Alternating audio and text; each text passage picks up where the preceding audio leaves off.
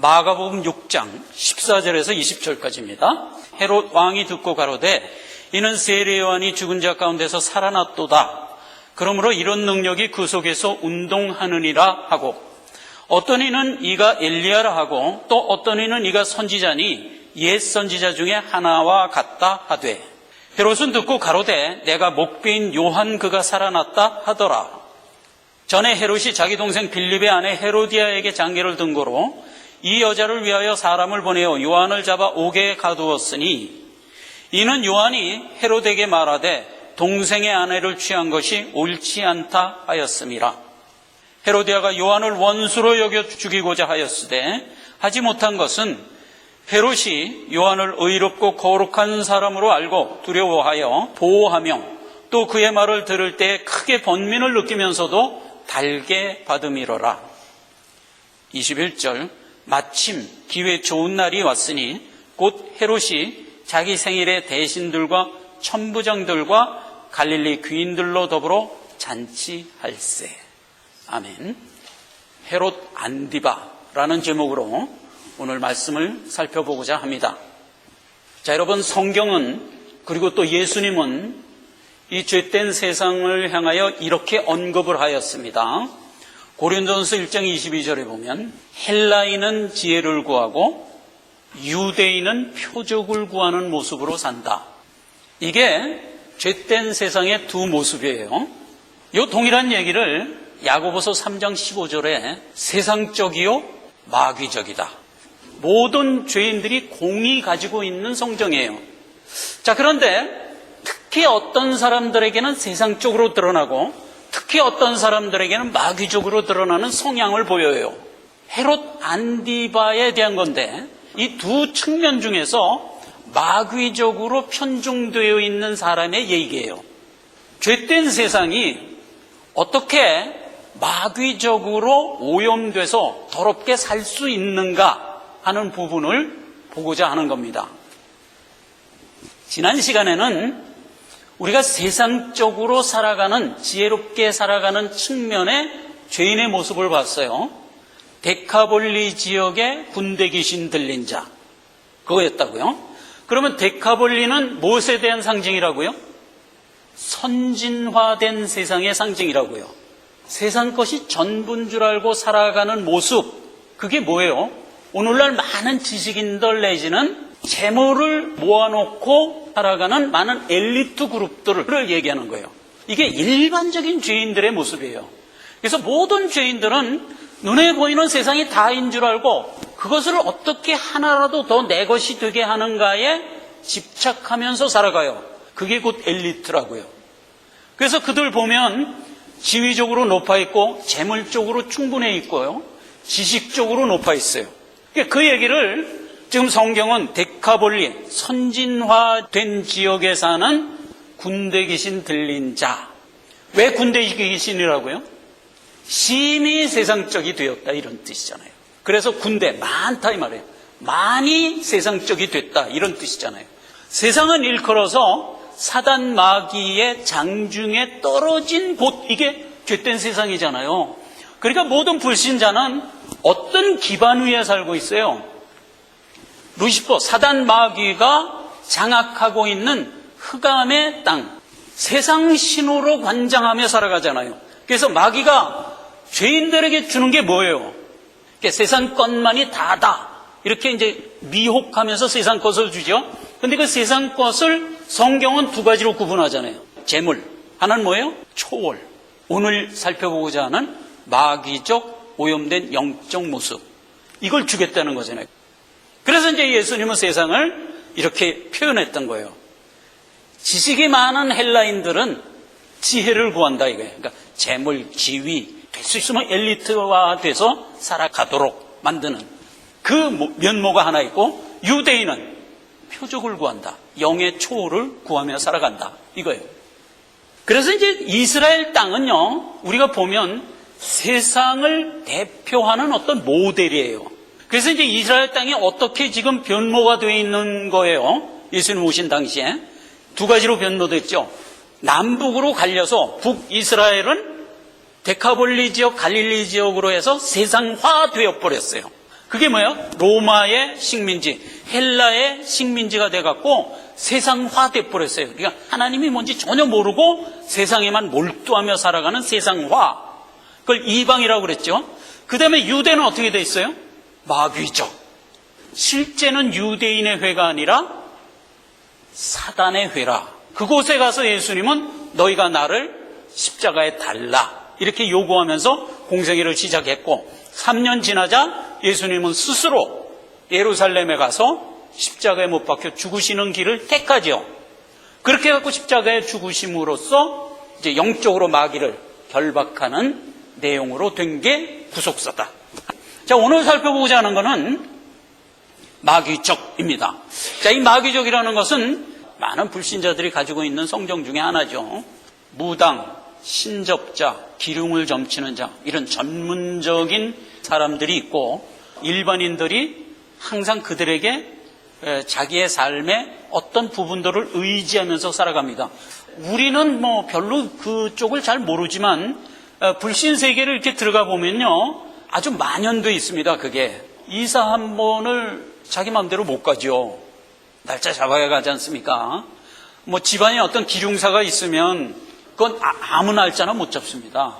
꼭 무당한테 가서 날짜 잡아서 일을 하죠. 경제계에 가면 없을 줄 압니까? 경제계는 뭐 아주 만연돼 있습니다. 그가 예수를 믿는 사람이 아니라면 100% 이 오컬트에 빠져 있습니다. 큰 건물을 짓는다든가 무슨 뭐 아주 엄청나게 큰 공사를 하게 되면 반드시 고사를 지낸다. 돼지를 머리를 갖다 놓고.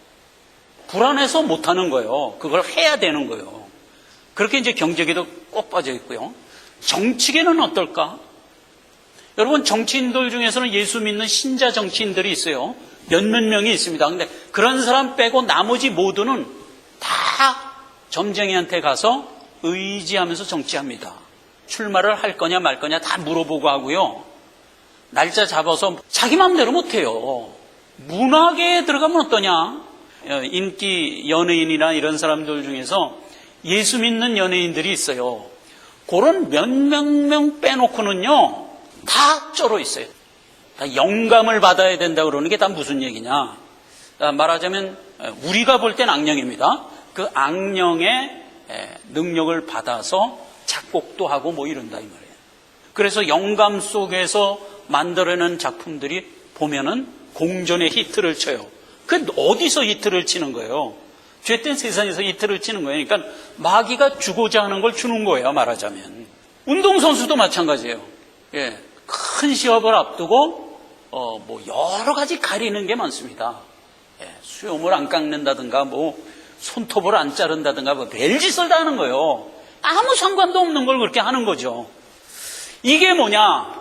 우리 생활 속에서 만연돼 있는 마귀적 행태다 말이에요. 근데 이제 그들은 그걸 모르죠. 당연한 거로 알고 자기의 유익을 위하여 마땅히 해야 된다고 생각하고 하지요. 그러나 이제 이거는 영적으로 우리같이 구원받고 영이 깨끗해진 사람 입장에서 보면 그게 다 마귀적이고 가장 더러운 영적 형태다 하는 것을 오늘 우리가 알아야 되고요. 오늘 이 헤롯 안디바 역시도요, 바로 이 마귀적으로 푹 쩔어 있는 사람이에요. 본문을 한번 볼까요? 제자들을 통해서 막 복음을 증거하면서 다녔어요. 그러니까 소문이 막 났지 않았겠어요? 14절. 이에 예수의 이름이 드러난지라 헤롯 왕이 듣고 가로되 이는 세례 요한이 죽은 자 가운데서 살아났도다. 그러므로 이런 능력이 그 속에서 운동하느니라. 이렇게 생각을 한다고. 생각을 해보세요. 사람이 한번 죽으면 다시 살아나는 예는 없어요. 그건 하나님의 원칙이에요. 그런데 이 비하게 쩔어 있는 사람은 그런 원칙 생각 안 하는 거예요. 환생했다는 거예요. 환생. 이렇게 이제 말하자면 오염돼 있다. 그런데 이건 헤롯만의 생각이 아니에요. 다른 사람들은 어떻게 생각했냐? 엘리야라고 하고 어떤 이는 선지자 중 옛 선지자가 살아난 거다고 다 그런 식으로 생각을 하는 거예요.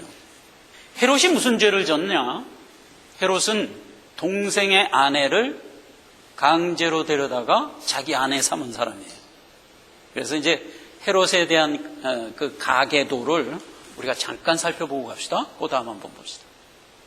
맨 처음에 이제 헤롯 대왕입니다. 헤롯 대왕이 BC 63년도에 이스라엘 전 지역이 로마의 식민지가 됐어요. 그래서 로마 당국이 이스라엘 땅을 관장할 분봉왕을 하나 세웠어요. 그건 누굴 세웠냐면 헤롯 왕을 세운 거예요. 연도수로 보면은 BC 40년에서 4년까지 약 36년간 이스라엘을 치리합니다. 그리고 나서 이제 헤롯은 죽었어요. 죽고 나니까 헤롯의 아들들이 5명이 이렇게 있었는데 배다른 형제들인데 첫째가 아리스토블루스라는 사람이고 둘째가 이제 아킬라오, 그 다음에 안디바, 빌립 2, 그 다음에 빌립 1, 여기 이제 막내고 그래요. 자, 그런데 이 아리스토블루스하고 빌립 1은 정치에 관여를 안 했어요. 그런데 이제 헤롯이 죽고 나자 요 3명의 형제들에게 이스라엘 땅을 나눠달라고 로마 당국에 이제 요청을 해갖고 로마 당국에서 그걸 허용을 했어요. 그래서 아킬라오에게는 유대 지역을 줬고요. 여기가 유대 지역이에요.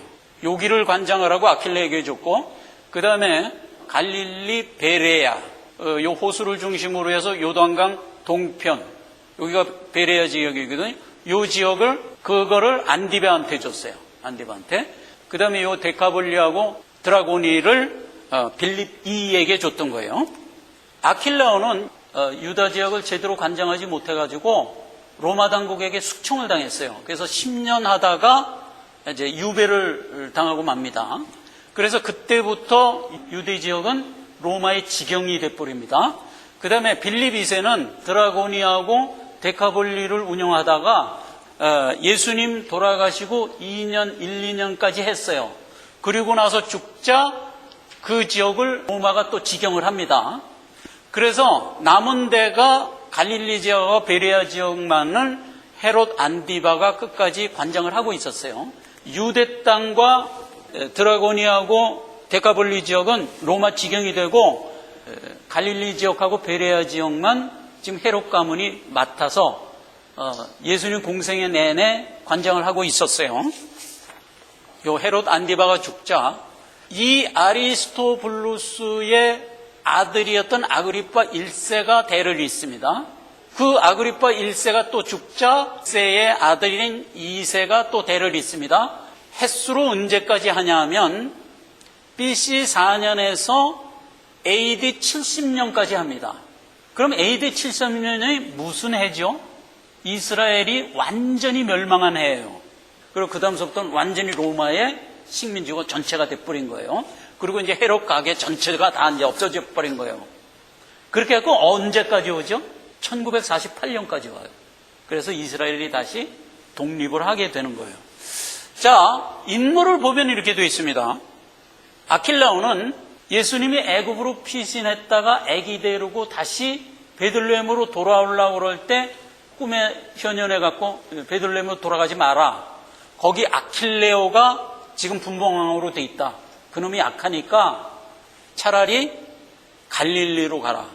그래갖고 갈릴리로 갔었죠. 그만큼 아킬레오는 악한 놈이요. 결국은 10년 하고 로마한테 쫓겨났죠. 그 다음에 이제 헤롯 안디바는 세례요한을, 오늘 이 본문 말씀에 세례요한을 죽이고, 그 다음에 예수님이 십자가 지기 전에 예수님을 한번 만납니다. 생각을 해보세요. 구원주 예수님을 만나면 그 얼마나 좋은 기회예요. 근데 그 기회를 결국 놓쳐버립니다. 그리고 죽죠. 그 다음에 그 조카 아그리빠는 야고보 사도를 살해하는 놈입니다. 하도 악한 짓을 하니까 하나님이 충을 먹여서 죽여버렸어요. 사도행전에 나오는 얘기가 그게 아그리빠 1세예요. 그 아들 아그리빠 2세가 대를 이어서 섬기는데 사도 바울을 재판하는 장면이 사도행전에 나오죠. 재판장으로 있었던 이름이 아그리빠 2세였어요. 그리고 어쨌거나 AD 70년에 몽땅 다 망해버리고 진멸해버리고 만한 거예요. 자, 그렇게 된 거를 우리 신앙의 지식 속에 좀 담아 주시기를 바랍니다. 헤롯 안디바가 자기 동생이죠. 빌립 1의 아내를 뺏어서 헤로디아를 아내로 삼았어요. 그런데 그 헤로디아는 빌립과의 사이에서 딸을 하나 낳고 있었어요. 그래서 딸까지 다 데려와서 살고 있는데 어느 날 잔치를 벌리게 됐는데 그 잔치에서 살로메의 딸이 그때 아마 소녀였던 것 같아요. 춤을 춘 거예요. 연회에 참석했던 사람들이 다 좋다고 박수를 칠 때 헤롯 안디바가 너무 기뻐서 내가 너한테 상을 내릴게. 이런 거예요. 이 살로메가 쪼르르 지 엄마한테 딸려가서 엄마 나한테 상 준대. 뭘 요구할까? 이렇게 물어본 거예요. 근데 헤로디아는 세례 요한이 원수죠. 헤로드 안디바한테 시집 온 걸 항상 지적하고 그래서 이제 그 원수로 여기고 있었는데 이참에 잘 됐다. 헤롯의 목을 요구해라. 이렇게 돼갖고 살로메가 목을 주세요. 이래 버렸네. 네가 원하면 이 나라의 반까지라도 주겠다. 이러면서 이제 폼을 있는 대로 다 잡았는데 거절할 수가 없으니까 할 수 없이 요한을 죽였죠. 21절에 보면 이런 얘기가 기록되어 있습니다. 마침 기회 좋은 날이 왔으니 곧 헤롯이 자기 생일에 대신들과 천부장들과 갈릴리의 귀운들로 더불어 잔치할세. 무슨 좋은 기회일까? 헤롯에게. 왜 좋은 기회라고 여기서 기록을 했을까요? 성경에서 좋은 기회 그러면 나의 죄를 씻고 회심할 수 있는 좋은 기회, 이런 뜻입니다. 요한의 목을 주세요라고 했을 때 헤롯에게 어떤 기회냐 그게. 야, 요한은 의로운 사람이야. 비록 나를 책망했지만 요한이 하는 말을 난 언제나 달게 듣고 있어. 그는 의로운 사람이야. 죽일 수 없어. 이러고 거절을 했더라면 헤롯에게는 그때가 자기 믿음을 온전히 지킬 수 있는 좋은 기회였다 이 말이에요. 그런데 이제 헤롯은 세례 요한을 죽였는데 무슨 이유로 죽였죠? 거기 앉은 많은 대신들과 귀인들 앞에서 내가 내 나라의 절반까지라도 상으로 줄 거야 라고 호언장담한 그 말 때문에 죽이는 거예요. 그러니까 얼마나 별것도 아닌 이유로 그 좋은 기회를 버리냐 이 말이에요. 이 땅에 살아가고 있는 많은 불신주의인들에게는 회심하여 구원으로 나올 수 있는 좋은 기회가 언제나 열려 있습니다. 언제까지 열려 있다고요? 이 땅을 목숨 부지하고 살아가는 동안 열려 있는 겁니다. 아무리 약한 죄인이라도 예요. 이거는. 그러니까 하나님이 은혜로 베풀어 주신 손길인 거예요. 그래서 너희가 이 땅을 살아가는 동안 내 말을 안 듣는다 해도, 지금 당장 내 말을 안 듣는다 해도 나는 너를 심판하지 않겠다. 왜냐하면 네 수한이 다하는 날까지 언제나 너희에게는 그게 기회니까. 하나님 세상을 향하여 그렇게 얘기한 거예요. 보라, 지금은 은혜의 때요. 보라, 지금은 구원의 날이로라. 항상 기회는 모든 세상 죄인들에게 열려 있는 겁니다. 누구나 자기 생애 동안에 회심하여 나오면 구원 얻도록 하나님이 다 열어놓은 겁니다. 그게 은혜죠. 헤롯은 그 좋은 기회를 1차 버렸습니다. 그리고 한 번 더 기회가 오죠. 헤롯 살았을 때 한 번 더 와요. 예수 그리스도가 십자가에 못 박혀 죽으실 때 빌라도가 예수가 나사렛 사람인 걸 알고 헤롯한테 보내죠. 그 나사렛 지역의 분봉왕이 헤롯이니까 헤롯한테 이제 예수를 보냅니다. 야, 이 죄는 네 소관이니까 네가 처리해 하고 딱 보냈어요. 그때 헤롯이 예수를 보고 제대로 예수를 영접했더라면 또 구원을 얻을 수가 있었죠. 기회가 한 번 또 온 겁니다. 근데 그때 헤롯은 어떻게 반응을 했나요? 호기심으로 반응을 하죠. 야, 예수가 이적 많이 행한다는데 나한테 온다고? 예수가 딱 오자 난 너 기다렸다. 이적 한번 행해봐. 이렇게 나온 거예요. 그러니까 예수가 입 딱 다무시고 아무 말씀도 안 하니까 이놈 이적 행한다더니 그 헛소리네. 빛나는 옷 입혀서 도로 돌려보내. 그래갖고 빌라도한테 도로 돌려보내. 빛나는 옷을 입혔다는 건 희롱하는 차원에서 입힌 거예요. 네가 왕이라며. 왕이니까 왕복 한번 입어봐. 그리고 왕복 딱 입혀서 빌라도한테 보낸 거예요. 그래서 그때도 또 기회를 놓쳐버린 거예요. 에레미야서 5장 25절에 보면 너희 허물이 이러한 일을 물리쳤고 너희 죄가 너희에게 오는 좋은 것을 막았느니라. 항상 죄인들은 좋은 기회를 무엇 때문에 물리쳐요? 그 죄인들이 가지고 있는 아무짝에도 쓸데없는 허물과 죄 때문에 물리쳐버리는 거예요. 그게 죄인들이 구원으로 나오지 못하는 알량한 이유다 이 말이에요. 누가복음 3장 19절에는 헤롯의 이와 같은 행위를 이렇게 지적하고 있습니다. 분봉왕 헤롯은 그 동생 아내 헤로디아의 일과 또 그의 행한 모든 악한 일을 인하여 요한에게 책망을 받고 그 악한 데 한 가지 악을 더하여 요한을 옥에 가두었느니라. 이게 헤롯이에요. 그러니까 헤롯은 자기에게 책망의 말을 하는 요한이 선지자인 것을 알고 항상 두려워했어요. 그리고 그의 말이 바른 말이라는 것을 알고 자기 귀에 거슬리면서도 항상 달게 들었어요. 그러니까 구원 얻을 수 있는 양심의 소리가 항상 헤롯 안디바에게 있었어요. 그 양심의 소리를 받아들이지 않고 거부한 거예요. 그래서 구원을 받지 못한 거예요. 자, 이 얘기를 디도서 1장 15절에는 이렇게 기록되어 있습니다. 깨끗한 자에게는 모든 것이 깨끗하나 더럽고 믿지 아니하는 자들에게는 아무것도 깨끗한 것이 없고 오직 저희 마음과 양심이 더러운지라 그것을 배척하였다. 이렇게 되어 있어요. 이게 곧 누구예요? 헤롯 안디바 얘기를 하는 거고, 이 이야기는 모든 불신된 죄인들이 믿음을 갖고 나오지 못하는 이유다 이 말이에요. 이유다 이 말이에요. 자, 여러분, 이 세상은 마귀의 장악하에 놓여져 있는 곳입니다. 그것은 하나님이 설정한 밭이라고 그랬죠. 하나님의 마귀를 하늘에서 결박하여 무찔러 가지고 어디로 내쫓아요? 지난 시간에 살펴봤죠. 땅으로 내쫓아요. 아니, 마귀를 타락을 했으면 붙들어서 진멸을 해버리시지 왜 땅으로 내쫓냐 이 말이에요. 땅을 장악하게 하여 세상 신이 되게 했어요. 그리고 그 세상 신이 장악하는 죄된 세상에서 내 새끼를 지금 키우고 있어요. 세상이 다가 아니다. 나의 본향은 천성이다를 이 죄된 세상에서 배우도록 역사하시는 거예요. 그래서 우리는 죄된 세상에서 믿음 갖고 자라도록 하고 계세요. 자, 그래서 죄된 세상을 항상 성경은 이렇게 구분하고 있습니다.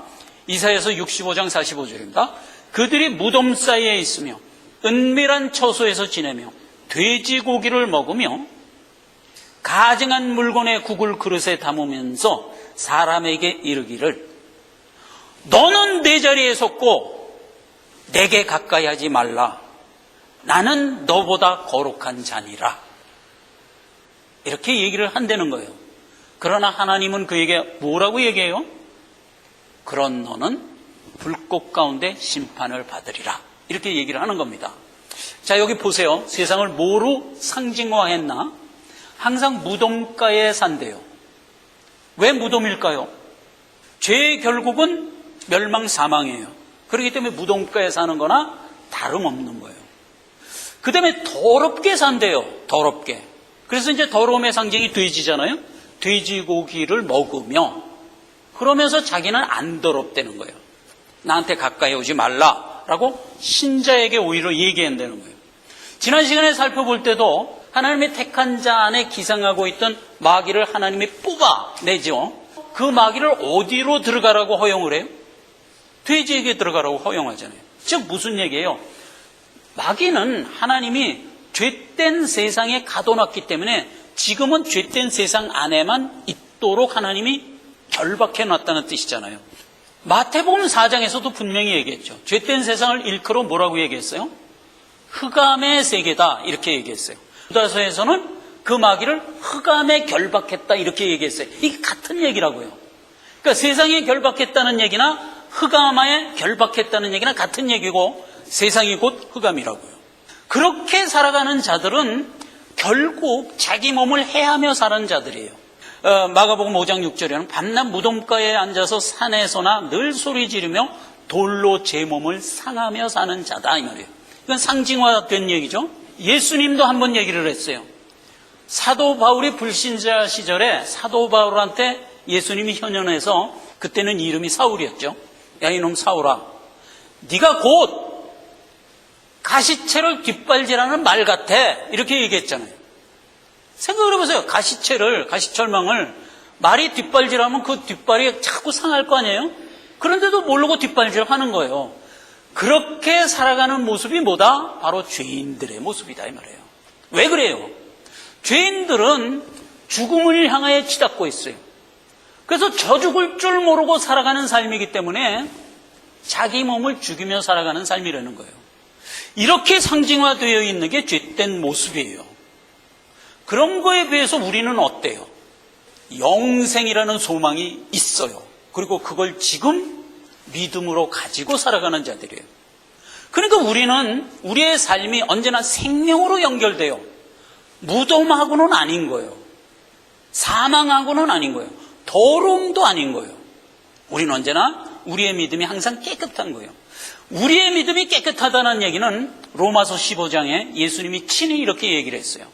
무릇 내게 있어 과실을 맺지 아니하는 가지는 아버지께서 이를 제해버리시고 무릇 과실을 맺는 가지는 더 과실을 맺게 하려 하여 이를 깨끗게 하였느니라. 너희는 내가 일러준 말로 이미 깨끗하였으니 내 안에 거하라. 이렇게 얘기하잖아요. 말씀이 우리를 깨끗게 하는 거예요. 이 깨끗해진 몸으로 과실을 맺으며 살아가요. 과실을 맺는다는 것은 우리의 살아가는 걸음걸이 하나하나가 허무한 삶이 아니라는 뜻이에요. 영생을 향하여 가는 한 스텝 한 스텝이기 때문에 이것 자체가 과실인 거예요. 이렇게 다른 거예요.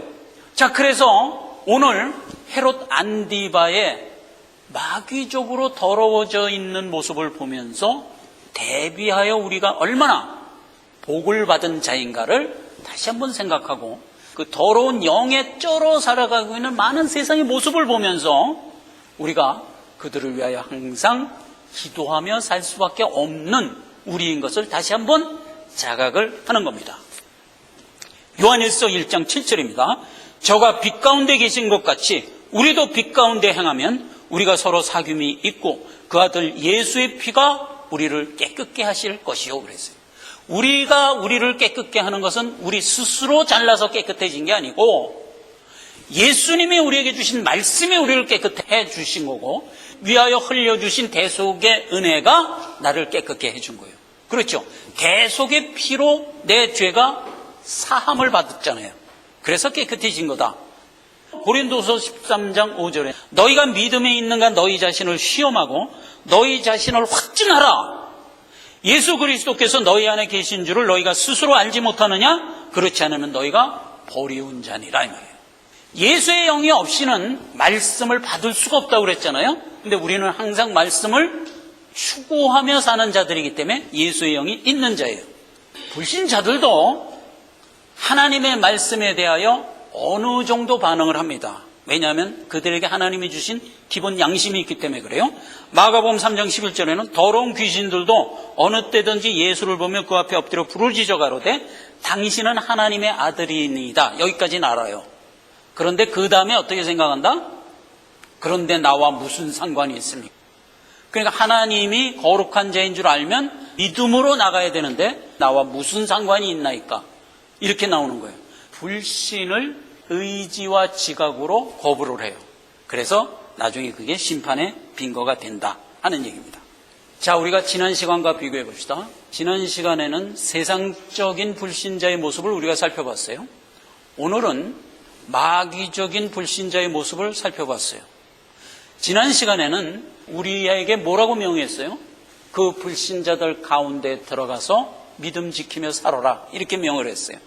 그런데 오늘은 마귀적인 불신자들 가운데 피하라고 얘기합니다. 그래서 구분하여 생각할 줄 아셔야 돼요. 세상적으로 살고 있는 일반적인 죄인들에게는 우리가 어찌하든 전도의 문을 열고 우리의 신앙을 그들에게 드러내면서 살아야 돼요. 그래서 우리를 대가분리로 보내는 거예요. 그러나 마태복음에는 산상수훈에서도 예수님이 또 얘기했어요. 이렇게 거룩한 것을 개에게 주지 말며 진주를 돼지에게 던지지 말라. 이 진주가 뭐예요? 복음이에요. 그러니까 복음을 증거하지 말라는 얘기예요. 왜냐하면 그 다음이 중요해요. 저희에게 우리의 믿음과 소망에 대한 것을 나타내 보여주면 그들이 돌이켜 우리를 찢어 상할까 두려워합니다. 하나님이 우리를 성화의 삶을 살아가게 하는 데는 두 가지 목적이 있어요. 하나는 천성에까지 이르게 하려고 해요. 또 하나는 우리가 살아가는 이 땅에서 평안한 가운데 신앙생활 하게 하려 함이에요. 디모데전서 2장 1절 2절입니다. 그러므로 내가 첫째 권하노니 모든 사람을 위하여 간구와 기도와 도고와 감사를 하고 임금들과 높은 지위에 있는 모든 사람을 위하여 하라. 이는 우리가 모든 경건과 단정한 중에 고요하고 평안한 생활을 하려 함이라. 신앙생활은 평안하게 하도록 하나님이 보호하세요. 그래서 우리가 평안한 가운데 신앙생활을 우리의 삶의 여정 동안에 하기를 원하세요. 순교하고 핍박당하고 사형당하고 이걸 원하지 않으세요, 하나님. 그거는 하나님이 특히 정한 자 몇몇에게만 허락하는 거예요. 그러니까 대부분의 성도들에게는 평안한 신앙생활로 네 일생을 마치기를 원해요. 우리가 성화의 삶을 살아가는 것은 성공적으로 천성에까지 도착하는 게 첫 번째 목적이지만 또 하나 목적이 뭐라? 살아있는 동안 평안한 가운데 경건생활을 할 수 있도록 배려하는 것도 목적이에요. 그렇기 때문에 마귀적 불신자에게는 가까이 하지 말란 말이에요. 그들은 우리가 신앙생활을 하는 자인 것을 알면 우리를 해하려 달려들게 돼요. 얼마나 가치가 없으면 피하라 그랬을까? 이거 생각해 보세요. 세상에 있는 모든 죄인들을 하나님에게는 언제나 기회를 주어요. 그런데 이들에게는 그 기회조차 하나님이 막으시는 걸 우리가 보는 거예요. 마귀적 불신자. 우리가 피하고 돌아가야 될 더러운 것이다 이 말이에요. 헤롯 안디바의 행태를 통해서 마귀적 불신자가 무엇이다 하는 것을 우리가 다시 한번 자각하면서 그 더러움을 우리는 피하여 가도록 성경은 우리에게 명하고 있다. 기도합시다. 하나님 은혜를 감사합니다. 오늘 헤롯 안디바라는 제목으로 은혜를 받습니다. 세상에 많은 불신의 더러움이 있지만 초월과 영매에 능해 호기심으로 접근하여 살아가고 있는 자들에게 우리로 하여금 피하여 갈 것을 성경은 말씀하고 있습니다. 지혜롭게 신앙생활을 함으로 우리의 경건생활을 하나님이 보호하고 있는 것을 다시 한번 깨달으면서 하나님 앞에 감사를 드립니다. 우리의 신앙생활은 다만 그들을 위하여 기도와 간구만 하라고 명하고 있는 것에 우리가 더 경성하여 나아가는 믿음 생활이 되게 하옵소서. 예수님의 이름으로 기도했습니다. 아멘.